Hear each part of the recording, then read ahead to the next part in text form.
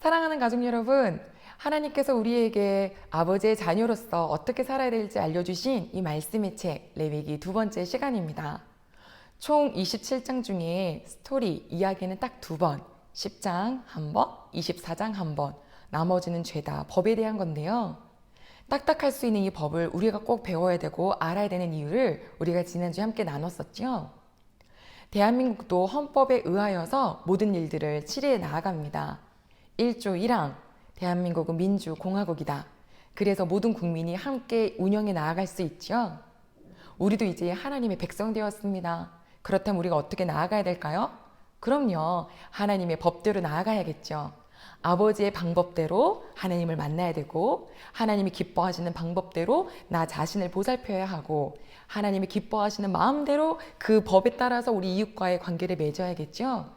그것이 아주 세밀하게 담긴 책, 이 레위기. 이 레위기 속에서 우리에게 알려주고자 하시는데, 이스라엘 아이들은 제일 처음 토라를 배울 때 바로 레위기부터 배우지요. 19장, 일상에서 사는 법을 배우기 시작하는데요. 오늘 저희는 이 1장을 보고자 합니다. 바로 번제, 예배에 관한 부분입니다. 그 크신 하나님이 시내 산에 머무셨어요. 그분의 머무심이 너무너무 위대하고 커서 이스라엘 백성들이 무서워서 모세여, 당신이 가서 말씀을 듣고 와주십시오. 그럼 우리가 준행하겠습니다. 우리가 직접 뵐 수 있는 분이 아니에요 라고 했죠. 그런데 이제 그 하나님께서 아예 이스라엘 장막 그 가운데에 거해 주셨어요. 사람들이 사는 그곳에 회막을 지으시고 이곳에 빽빽한 구름으로 임재해 주신 여호와 하나님, 누구도 감히 두려워서 그 회막에 가까이 가보지도 못하는 그 상황에 여호와께서 모세를 부르셔서 이렇게 말씀하시죠. 이스라엘 자손들에게 말하여 이르라. 아멘. 우리 이 자리에 있는 모든 식구들은 바로 영적인 이스라엘이십니다. 우리에게 주시는 말씀이에요. 제일 먼저 어떤 말씀을 주실까요? 귀를 기울여 보고 싶으신가요? 1장 2절에 봤더니 이스라엘 자손에게 말하여 이르라. 너희 중에 누구든지 예물을 드리려거든. 아멘. 너희 중에 누구든지. 가족 여러분, 여기 포인트를 딱 주시기 바랍니다. 누구든지입니다. 하나님께는 누구든지 나오라고 합니다. 아버지께서 허락해 주신 거예요. 누구만 나와라, 누구만 나와라. 아니요, 다 나와라. 기쁠 때도 슬플 때도 힘들 때도 어려울 때도 재난이 닥쳤을 때도 은혜가 넘칠 때도 다 나와라. 누구든지 나와라. 어디 세상은 그러한가요? 임금 한번 만나려고 해도 애쓰더 죽으면 죽으리라고 하는 마음으로 나아가잖아요. 허락하지 않으면 당장 죽을 수도 있어요. 한낱 한 나라의 왕도 허락해야 만날 수 있는데 여호와 하나님께서 우리 보고 누구든지 와라. 와라. 쭈뼛거리지 말고 와라. 어린아이가 정말 사랑하는 아버지 앞에, 어머니 앞에 막 달려가서 딱 안기는 것처럼 와라. 저는 가끔 너 진짜 예배 드릴 만한 사람이 못 돼, 이렇게 제 자신에게 말할 때도 있어요. 그런데 이제부터는 이 말씀 정확하게 선포하려고요. 그런 마음이 들 때마다 아니야, 누구든지 라고 말씀하셨어. 또 반대로 저 사람은 죽었다 깨어나도 예배드리면 안 되는 사람이야. 저 사람은 교회 나오면 안 되는 사람이야. 우리 가운데 혹시 그런 사람 있나요? 이거 굉장히 오만한 겁니다. 여호와께서는요, 누구든지 나오라고 했어요. 누구든지 나와라. 이 누구든지가 우리 앞으로 평생 주님을 만나기 직전까지 예배를 드리는데 간혹 내가 주저함이 생길만 하거든. 말씀 기억나시기를 소망합니다. 더 나아가 누구든지 예물을 드리려거든 소나 양으로 드릴지니라 라고 하셨어요. 네, 예물을 드리라 하셔요. 코르반이라는 말인데 가까이 나아가다입니다. 우리 주일학교 친구 중에 항상 저를 만나러 오면 새콤달콤을 또 작은 인형을 막 선물해 주는 친구가 있어요. 그렇게 좋은가 봐요. 그럼 그 작은 인형을 저는 선반 위에 올려놓으면서 그게 그렇게 재밌어요. 너무 예뻐요. 새콤달콤을 먹으면서 웃음이 나요.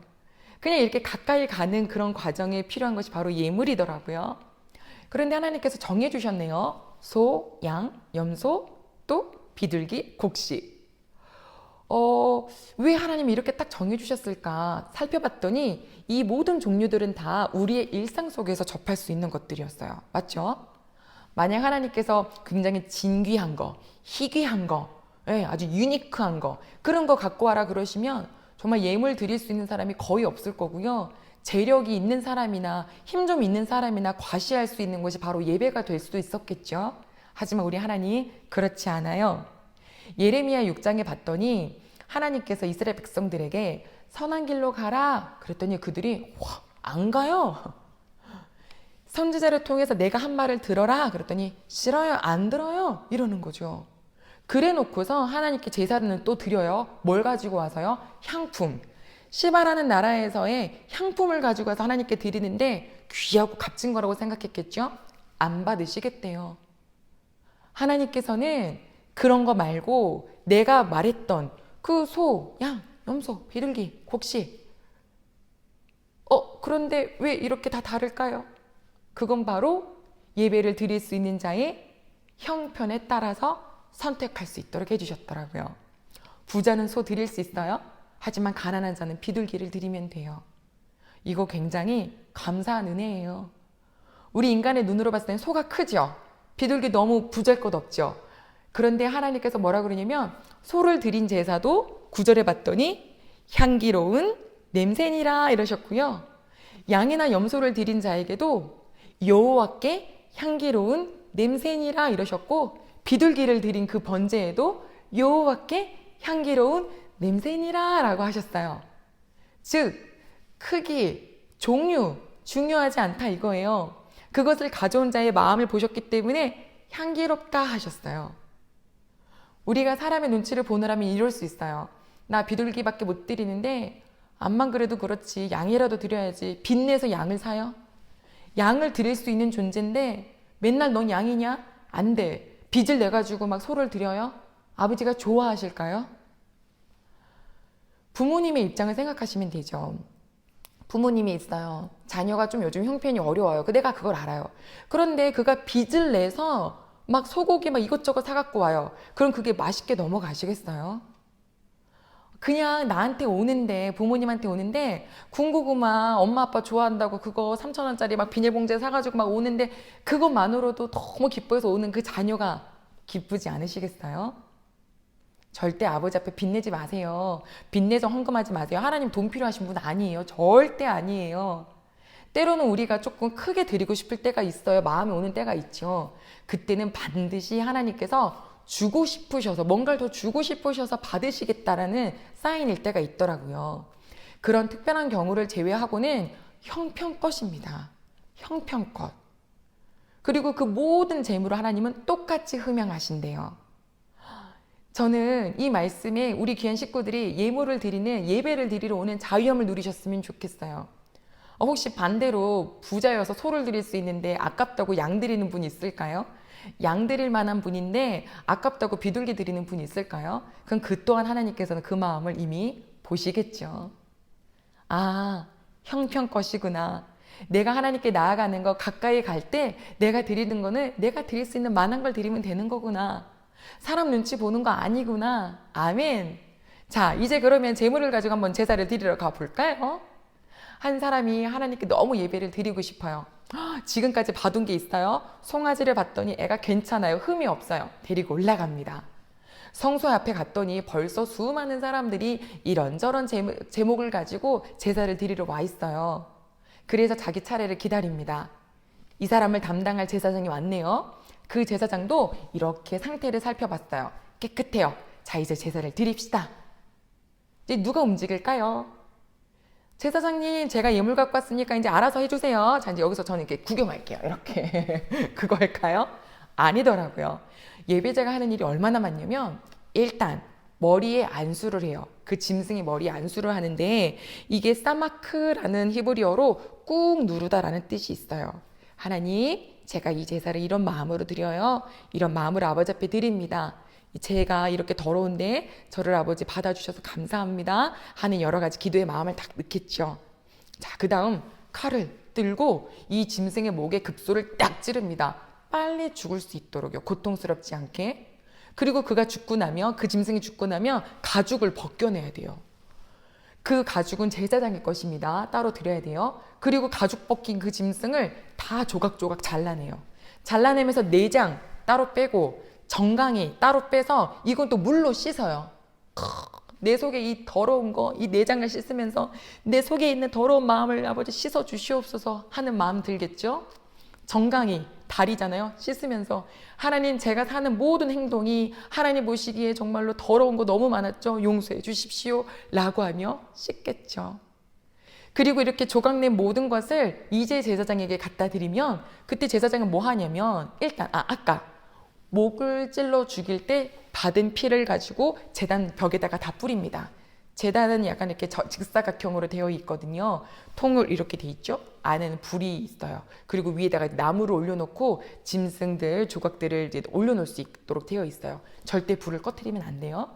네, 그 짐승을 받아다가 이제 불에 다 태우는데 온전히 남긴 것은 딱 하나, 가죽이죠. 네, 가죽 하나만 제사장에게 넘겨드리는 거고 다 태운다고 해서 그것을 번제라고 합니다. 히브리어로 올라 하는데 이게 한국말로도요 올라간다라는 뜻이더라고요. 자, 그러면 또 한 사람도 볼까요? 이 사람도 하나님께 예배를 드리고 싶어요. 그런데 요즘 조금 삶이 어려워졌어요. 드릴 만한 것을 찾다 보니 집에서 키우는 비둘기예요. 근동 지역은 비둘기를 식용으로 키운대요. 우리나라가 닭을 키우는 것처럼. 그 비둘기를 잘 살펴보니 또 애가 괜찮아요. 새끼 비둘기를 가지고 옵니다. 소를 가져오는 사람, 염소를 가져오는 사람 보면서 조금은 위축될 수도 있어요. 하지만 제사장이 딱 보고 얼른 달려가서 손을 꽉 잡아주시겠죠. 잘 오셨어요. 예배 드릴까요? 네. 자, 이 비둘기를 가지고 제사장이 하는 역할이 좀 많은데요. 이제 목을 꺾어야 돼요. 그리고 꺾자마자 그 목은 번제단에 던져 넣습니다. 그리고 지금 피가 나오지 않도록 잘 갖고 있다가 그것을 번제단 벽에다가 이렇게 뿌려요. 그리고 꽁지, 그리고 뭐 똥, 오물 같은 거 다 끄집어내고 내장도 끄집어내죠. 이제 날개 있죠? 양쪽을 잡아서 힘을 잘 조절해서 탁 하고 펼쳐요. 찢는 거죠. 끊어내는 게 아니에요. 그래서 찢어서 놓은 그 비둘기를 번제단 위에 올려서 전부 다 태웁니다. 하나님께 향기로운 냄새다라고 하세요. 이걸 왜 펼칠까라고 하는 의문점들이 있어요. 하나님께서 그렇게 하라고 하셨거든요. 그래서 누군가는 이게 불에 잘 태우려면 공기가 잘 통해야 되니까 펼치는 거 아닐까요? 라고도 하고, 또 누군가는 이 제물을 드리는 사람이 이 작은 모양에 너무 위축이 될까봐 그의 마음을 조금이라도 위로해 주시는 마음은 아닐까요? 이렇게 펼쳐놓으면 한 3배 정도는 커 보이니까요. 그런데 무엇이 됐던 간에 한 가지 확실한 건 소를 드리는 번제도, 양과 염소를 드리는 번제도, 비둘기를 드리는 번제도 하나님께는 똑같다라는 것이죠. 크기, 이건 사람들이 봐요. 예수님의 그 장면이 하나 생각나네요. 마가복음 12장. 예루살렘 성전에는 제일 뒤에 13개의 헌금함이 있어요. 그래서 들어오면서 거기다가 헌금을 넣거든요. 그 헌금은 잘 모여서 이제 성전을 보수하고 유지하는데, 그리고 어려운 사람을 돕는 데 쓰인다고 해요. 예수님께서 성전에서 많은 사람들을 가르치기도 하셨는데 이제 거기서 이제 그 뜰에서 잠시 앉아서 이렇게 관찰하시는 거예요. 사람들이 어떻게 넣나? 여러 명의 부자들이 와서 꽤 묵직한 것들을 헌금함에 넣었어요. 그런데 한 여인이 눈에 띄는데 그녀는 남편을 잃은 과부입니다. 그리고 가난해요. 그녀가 넣는 돈이 2렙돈이랍니다. 그것을 한 고드란트라고 불렀는데 렙돈은 헬라어 화폐단위, 고드란트는 로마 화폐단위예요. 2렙돈. 이것은 그러니까 이스라엘의 한 데나리온, 하루 품삯의 128분의 1이에요. 10만 원이 만약에 그 하루 일당이라면 대략 한 780원 정도? 2렙돈을 넣은 거니까 1,600원, 1,500원 정도? 그 예물을 넣는데 예수님께서 이렇게 보시더니 뭐라 그러냐면 저 여인이 제일 많이 넣었다 이러셨어요. 왜냐면 다른 이들은 풍족한 중에 넣었지만 그녀는 가진 것에 전부를 넣었기 때문이다 라고 말씀해 주시죠. 여기서 우리가 알았어요. 하나님은 소냐 비둘기냐가 중요한 게 아니라 드리는 자의 마음이 정말 중요하구나. 사랑하는 가족 여러분, 이 제사에 드리는 예배를 드리는 과정을 보니까 제사장이 하는 역할도 많지만 예배자가 하는 역할이 많아요. 스스로 예물도 골라야 돼요. 헌금을 요즘 어떻게 드리세요? 제가 어렸을 때 기억나는 건 할아버지, 할머니, 엄마 할 것 없이 다 정말 깨끗한 돈이 생기면 제일 먼저 이렇게 성경책에다가 넣으시더라고요. 헌금 드리시려고 좋은 지폐로 드려야 된다고. 마음이겠죠? 어떤 분은 이렇게 다리미로 돈도 다리시는 것을 봤다고 하더라고요. 이미 예물을 준비할 때도 마음을 드렸어요. 예배를 그럼 드리러 오실 때는요. 자, 내가 오늘 한번 우리 찬양단 어떻게 찬양하는지 봐야겠다. 목사님 설교 어떻게 준비했는지 한번 들어봐야지. 이런 구경꾼이 아니에요. 하나님, 제 마음을 드리러 가요. 더러운 거 물 가지고 씻어주세요. 불 가지고 태워주세요. 하는 그런 적극적인 예배자의 자세로 나오는 것이 바로 예배인들이더라고요. 사랑하는 가족 여러분, 오늘 저희가 함께 본 이 1장은 처음부터 끝까지 바로 번제에 대한 이야기죠. 누구나 와서 예배드리라고 하셨어요. 평생 기억하셔요. 누구나입니다. 절대 위축되지 마세요. 사단은 우리로 하여금 하나님과의 관계를 이간질해서 때로는 예배를 못 드리게 하기도 하거든요. 아닙니다. 아버지가 누구든지 오라 그랬어 하고 이기십시오. 그리고 가실 때는 예물을 드리시는데 형편껏이요. 모든 것이 다 향기로운 제물이랍니다. 이제 우리가 예배를 드릴 때 우리가 드리는 모든 예배가 하나님께서 보셨을 때 향기로운 예배가 되기를 바랍니다. 저는 이 오늘 예배를 준비하면서 수년 전 한 번의 일이 생각이 난 적이 있어요. 저희가 전도 대상자들을 초청하는 예배를 몇 주간을 드리면서 한 기관이 뭘 준비했냐면 한참 유행하던 개그 콘서트의 어떤 것을 우리가 한번 따라해볼까? 이제 이랬어요. 근데 마음이 너무 불편하더라고요. 그래서 이게 왜 이렇게 불편할까 했더니 제가 예배 드리는 대상을 하나님으로 놓지 않고 제가 사람의 눈을 봤더라고요. 그래서 마음이 불편했던 거예요. 하나님은 거룩하신 분인데 개구는 이렇게 막 사람을 속이면서 웃기는 거잖아요. 우리도 때로는 사람 눈을 보면서 예배를 드릴 수 있어요. 하나님께 드리는 것이 무조건 예배인 것을 기억하게 되었습니다. 가족 여러분, 오늘 예배를 드리러 오셨지요? 하나님께 예배 드리고 계시지요? 아멘. 우리는 하나님 중심으로 예배 드려야 합니다. 사람 눈치 보느라 드리는 예배, 거칠애가 있는 예배 아니라 마음 드리는 예배자 되는 우리 모든 가족들 될 줄로 믿습니다.